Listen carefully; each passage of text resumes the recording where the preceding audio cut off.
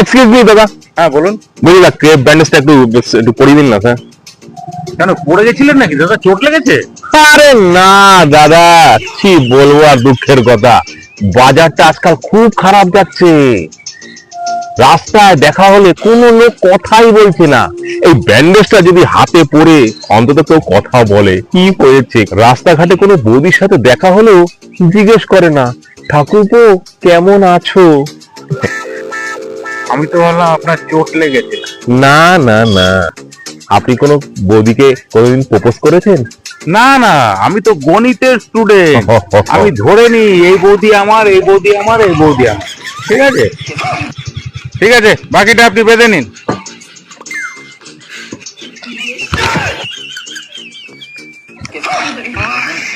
তো আমার থেকে বড় খিলাড়ি।